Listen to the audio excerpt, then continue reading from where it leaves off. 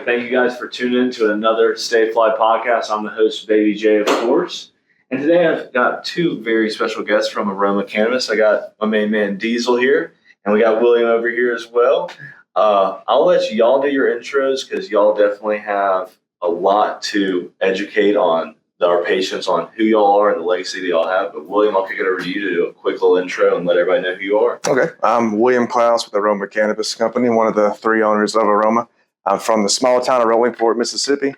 Got into the whole space when about 3 years ago, I'll double back right quick. Grew up in Rollingport, Mississippi, small farm town. Did that since I was 3 years old. Dad had me in the fields working sun up to sundown. So that was my life up until I was 18. Went to the medical side, graduated high school, went into radiology for a few years, probably from Rollingport, Mississippi to Jackson, Mississippi. From then, I decided to go offshore in the oil field from 2012 through 2020. At around 2020, Mississippi passed the Medical Cannabis Act, and I jumped into the medical space.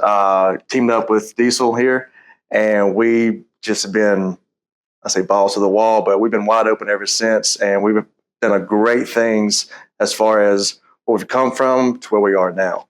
And so what's what I'm looking for? The journey to where we are now has been awesome. I will say that from the very start to this very second has just been. Yeah, we got a really interesting story. Yes. The way it started was I used to do the Sandbox Music Festival in Phoenix, Arizona. Mm-hmm. So it's a big music fest, and we were the first people in Arizona to have a medical patients lounge. And so I kind of did a lot of stuff in Arizona first with music and with marijuana. And the last year I did it was 2019 in September. And Lil Nas X was our headlining artist. Oh, yeah, that's a big name. Yeah, this is back when Old Town Road was like the big song. Massive, yeah. And he actually lived here in Hattiesburg, I guess we're in Meridian, but in Mississippi. And he managed an artist out of Natchez I found on the internet. A phenomenal artist. His name is P. Lane. And he does kind of like a country rap thing. And I thought it would work perfect on the show. So I reached out to him. He and I hit it off. And I said, I'm going to bring out you and your people. And he managed them with his company, Southern Hospitality. Him and I hit it off. And we didn't think we would work together again, but maybe do a show or something in the future. We just knew if we had a chance to work together, we would. And we just stayed friends. I had another friend who was born and raised in Oxford. And he was with me in Phoenix, not too long after September of 2019. We run into the election, November of 2020. And we call this guy because our other business partner, James, is at the house. Everybody calls him Tank. So Tank's at the house, and we call this guy. And I'm like, if this passes in Mississippi, I will move there, and we will do this. But I didn't think it would actually pass. I didn't think it passed at all. It took like 4 times in Arizona. It barely passed by like 51%. So I thought I was just kind of like talking shit. And they were both like, well, it's going to pass, man. You have no idea how many closet smokers we have in Mississippi. Mm-hmm. I was like, there's no way it's going to pass, but I promise you I will move tomorrow if this passes. Went to bed that night seeing it was passed. Woke up in the morning, was like, I guess I'm moving there tomorrow. And I actually moved to Mississippi on the 5th. Yep. Yeah, November 5th. Remember the 5th of November. For me, it was moving to Mississippi and haven't looked back. My background in cannabis goes really far back. Let's talk about that for a little bit. Yeah. What expertise did you bring to the state? Because you do have a culmination of many years. Sure. So I come from the legacy industry. Yeah, that's what we like to call it nowadays. We don't look down on people who did marijuana before marijuana was legal anymore, because we know it's a good plant, takes care of people. It is a medicine. In any case, I was in the legacy market. And probably the best thing that ever happened to me in my life is I got in trouble for it. And I did 3 years in prison in Texas. And it taught me exactly who I didn't want to be and exactly who I wanted to be. And at that time in jail, looking at where I was at for marijuana, I thought, well, I'm never going to grow it again. I'm never going to sell it again. And then after being there for a while, I was like, well, heck, I ain't smoked in a while, so I guess I'm never going to smoke again. Well, what do you know? In '96, California goes legal. And so I'm literally telling the parole board, do interstate compact, send me to California. And California rejected, but Arizona approved. And I commuted from Arizona to California and got into the legal side of the industry at the very beginning. And then when Arizona popped, I was already in Arizona. Yep. And so I got to take advantage of that for a while. Unfortunately, because I was a felon, which, by the way, was the best thing that happened to me. I was on the wrong path, and it totally just changed the way I think. I didn't want to go back, and therefore I changed. But basically, looking at it from 30,000 sky view or something, now all these people can't be licensed, and so I couldn't be licensed, even though it was legal now. And all I was in trouble for was the growing and the selling of it. Yeah, participating in a market that was right. I was still looked down on were, now that it was legal. But that's so interesting to me because it's like, let's take a guy whose life has revolved around this plant, even though they maybe messed up or whatever. Right.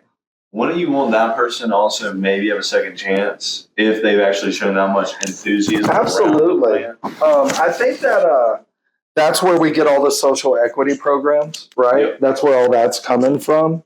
It's probably a little too high, but it was a little too late for me. I was in California doing everything that I could, and Arizona, same thing. Dabbled a bit in Colorado, but not being able to be licensed means I couldn't be an owner, and having a felony meant I technically wasn't supposed to touch the product. And so I'm building facilities for people where I never ever watched the first grow. Yeah. And I didn't really think I was going to have an opportunity.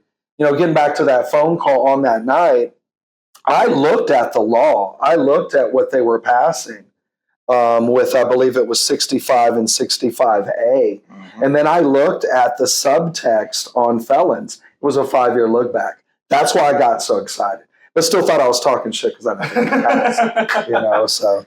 But I'm pleasantly surprised. That's bothering the hell out of me. Oh, appreciate it, man. How's my beer? I'm pleasantly surprised, man. I love Mississippi. Like, I grew up in Austin, Texas. Yeah. I was born in '73, back when Austin was just a college town. Yeah, now you go back, it's a lot.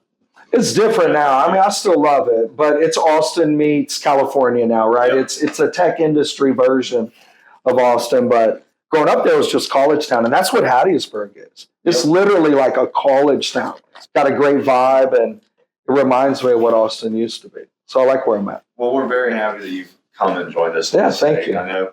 And what were you thinking on the other side of that phone call? Were you thinking, damn, this guy is crazy? Or slightly. Thinking, I'll see him tomorrow? A little bit of both. I knew what he said earlier about the closet smokers.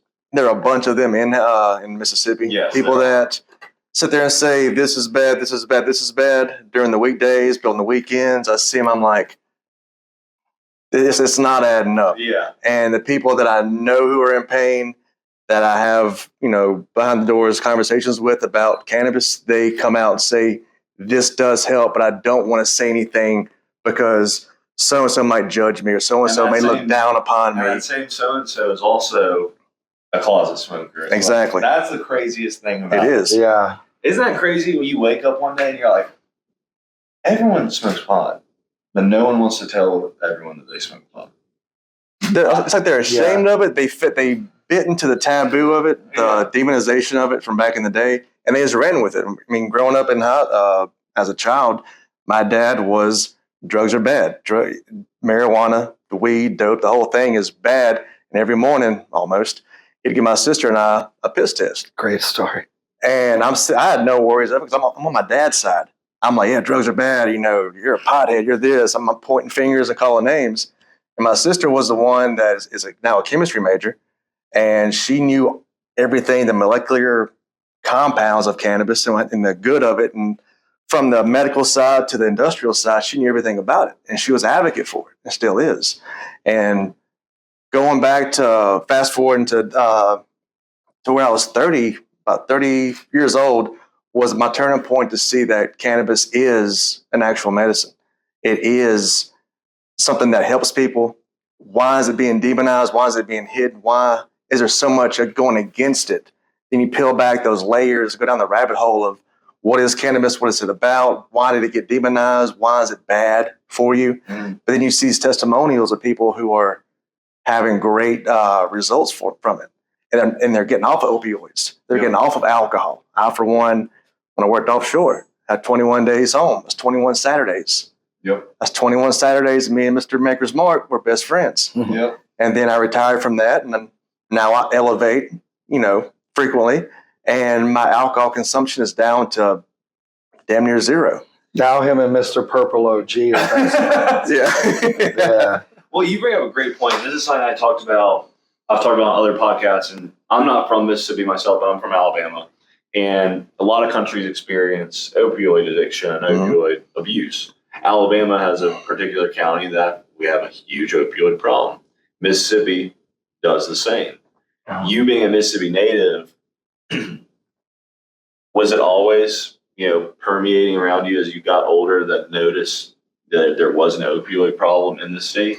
There was that and meth, and there was, back when AOL was the platform to be on in these chat rooms, someone knew I farmed, and they hit me up in the instant messages, and it was like, hey, do you have anhydrous ammonia? I'm like, yeah, we have 5,000 gallon tanks full of it for what do you want it for? And he's like, well, I'll give you like $100 for a gallon of it. I'm like, hell, no problem. I told my dad about it. He's like, hell no. I was like 13 or 14. I was innocent.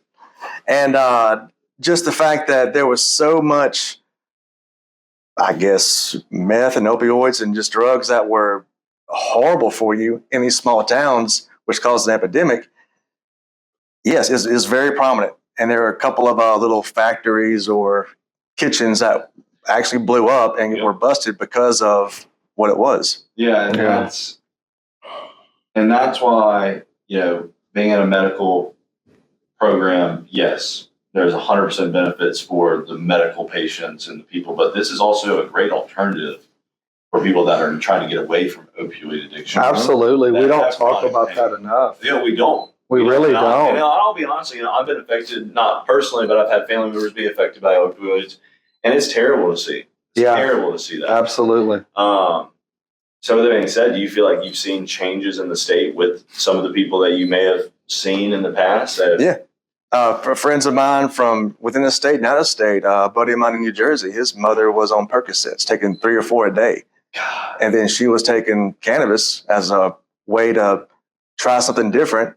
Now she's down to taking 1, from what I gather. That's awesome. So the transition from, just like me drinking alcohol, I drank like a fish, but now I don't even think about it anymore. I'd rather sit down like we are now, have a couple of rips, and just vibe and chill. Then sit there, get the ice, the glass, the drink, and you break the seal, and I get to use the restroom, 5 times within the hour. And then plus I'm a diabetic, and mixing that with Sprite or Coke or whatever else, it's just so many different factors play into it that I'm glad I'm on this path now for my own health, because my thing is, we both agree with this, and I think everybody else should as well, that health is wealth. Yep.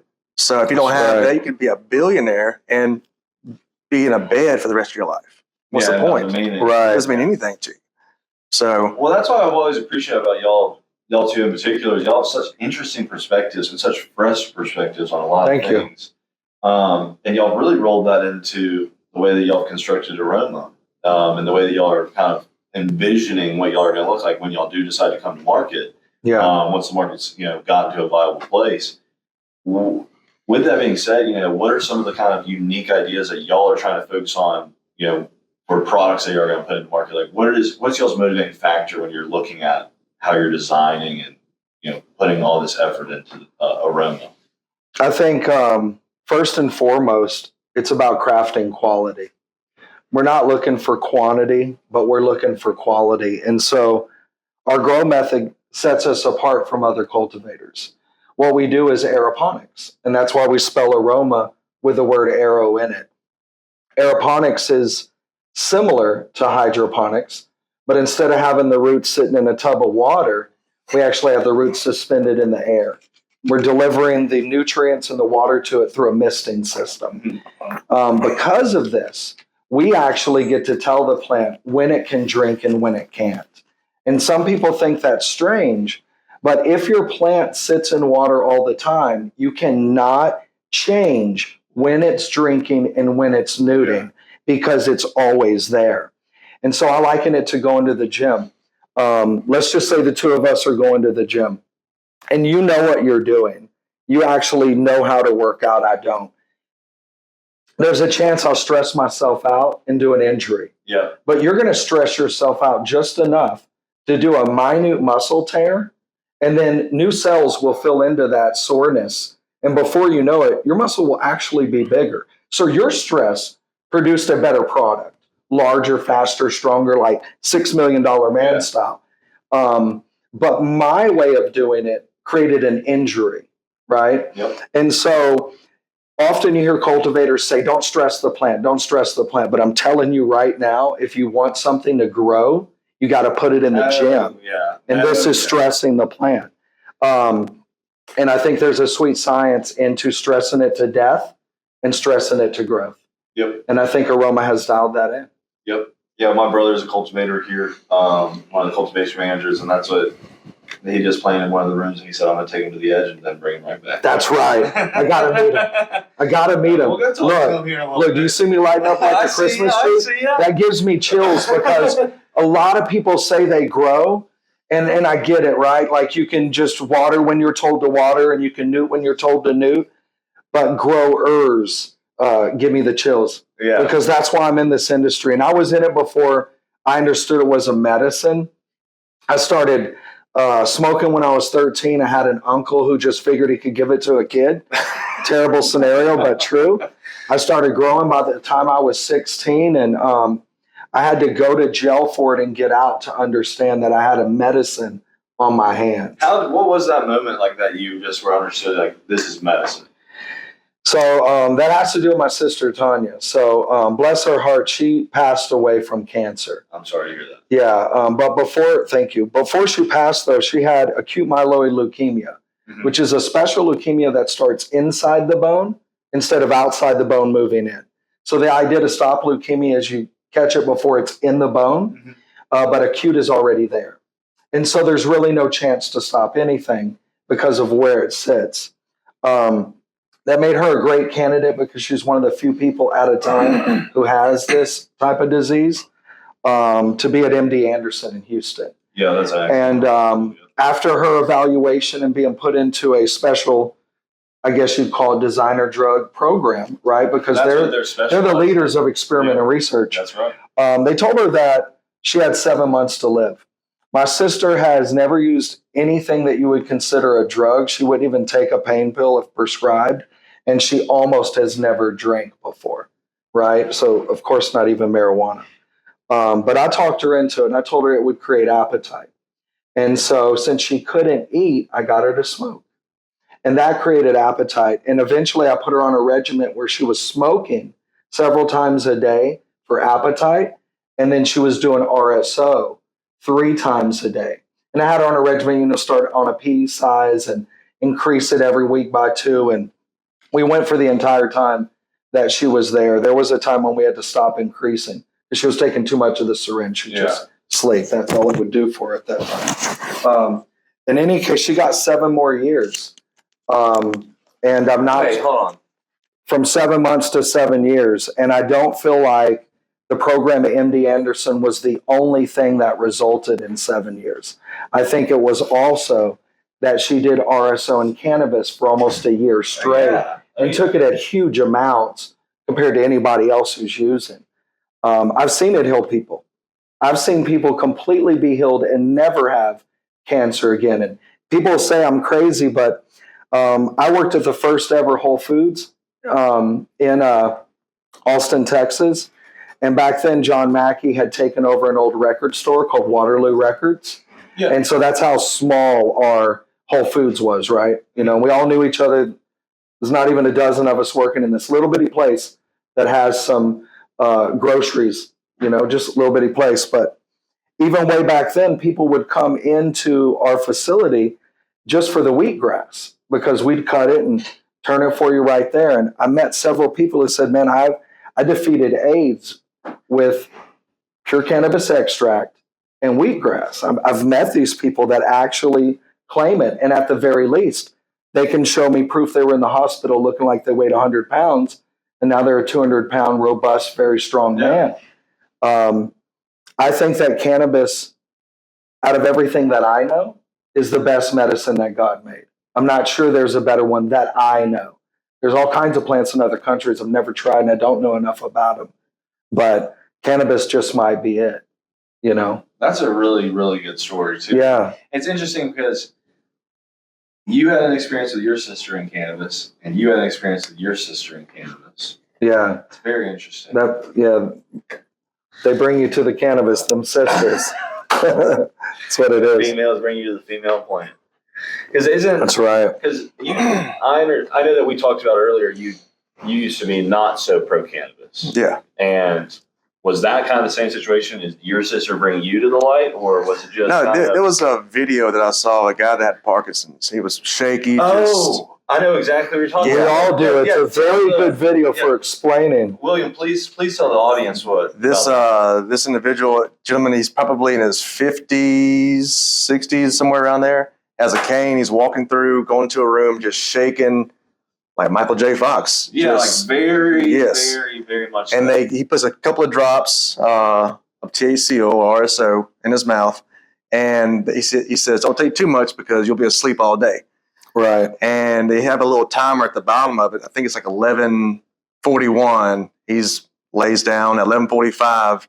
He hops up and he's sitting there like solid like we are. He can hold perfectly still. His hands are just solid as a rock. I'm going, how could a couple of drops of that have that kind of result? Yet everybody, as we get older, has a medicine cabinet full of prescription drugs that don't do anything but extend. The whole big pharma thing is just a racket.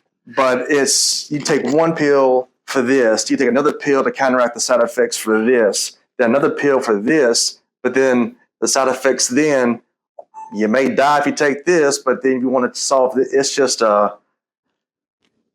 it's a headache all in and of itself. Yeah. Whereas with cannabis, I'm not saying it's a one-stop shop, but it's a one-stop shop for a lot of things. A lot simpler. A lot simpler, a lot healthier, a lot more convenient, and the side effects are, I'm hungry. Yeah. I may sleep an extra couple of hours. You don't have to take medicine to combat your side effects from this medicine. Right. Unless it's pizza. That'll combat it right there. Cheese. Cheese, I don't eat the pig. Stuffed crust. There you go. Right, with the supreme stuffed crust. Yeah. We don't get enough information about what cannabinoids are. No, we really don't. And especially the endocannabinoid system. That's right. That's what I wanted to bring up. A lot of people don't believe there's such a thing. So they know about digestive system, nervous system. Yep. They know about the muscular system, the skeletal system, but endocannabinoid system sounds like something you just made up because you want to sell some pot. You know what I mean? But no, it's actually true. We have it. Yeah, it's documented. That's right. And believe it or not, this system that we have has binders and receptors on it. And so the cannabinoids we consume actually bind to those receptors. If you're not taking cannabinoids, then what's binding to those receptors are sugars, carbohydrates, alcohols, which are just another form of sugars, or other drugs you're using.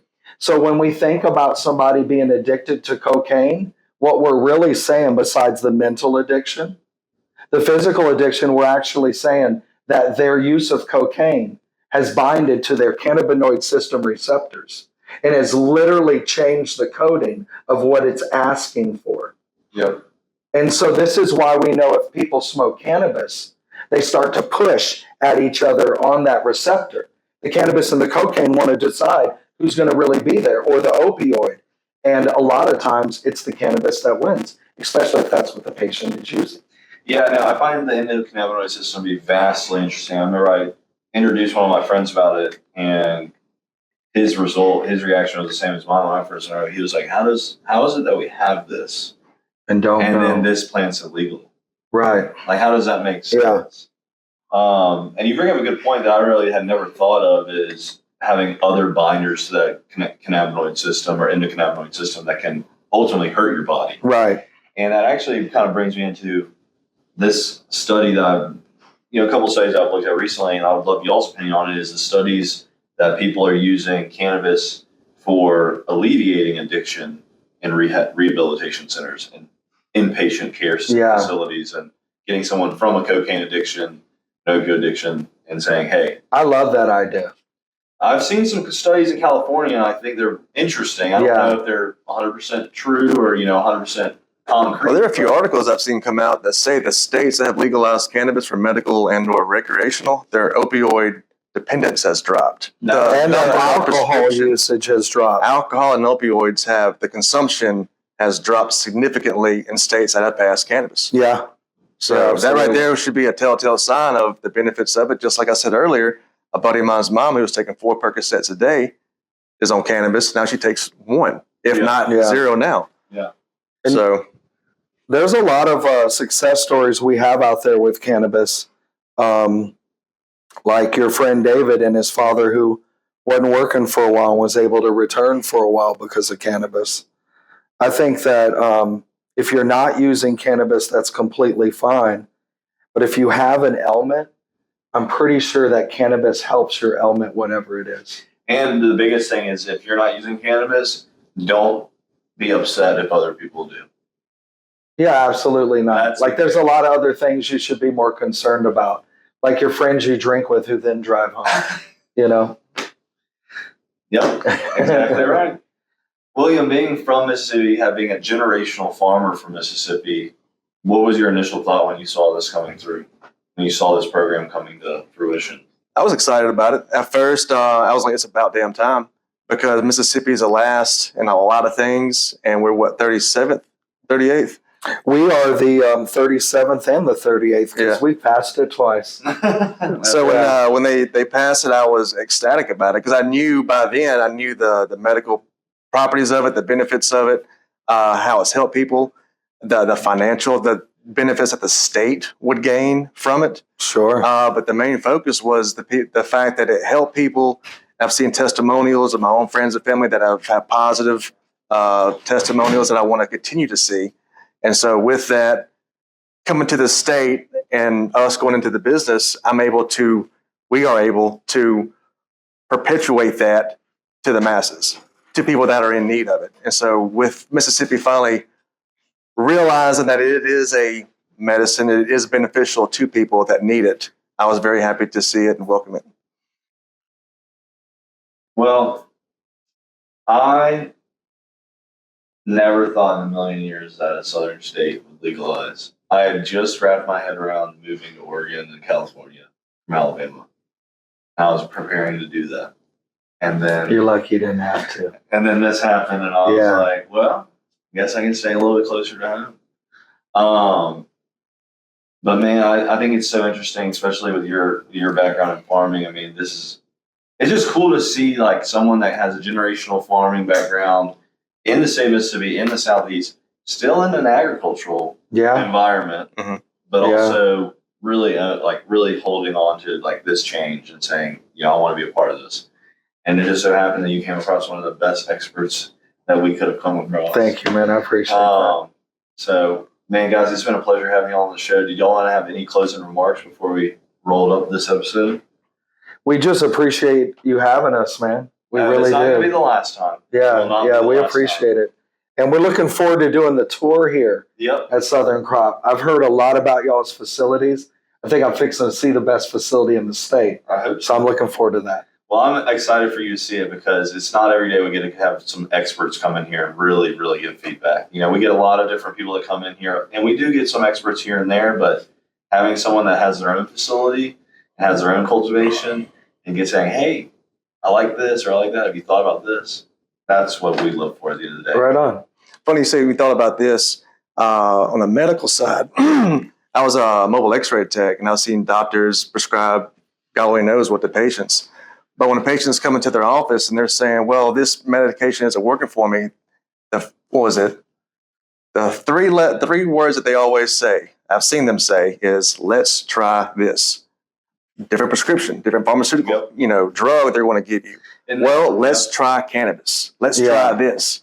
Tell your doctor, I don't want to try this. Let's try cannabis. Let's try cannabis. Yeah. That's our slogan. Yeah, Let's try cannabis. There you go. Yeah, I think you just named the next campaign for the patient drive. That'll Yeah, work. that's Yeah. perfect. Yep. Well, That'll work. Here first. Let's try cannabis. Roll that up and smoke it. Thanks for tuning in to another episode of Stay Fligh podcast. Thanks for having us. That was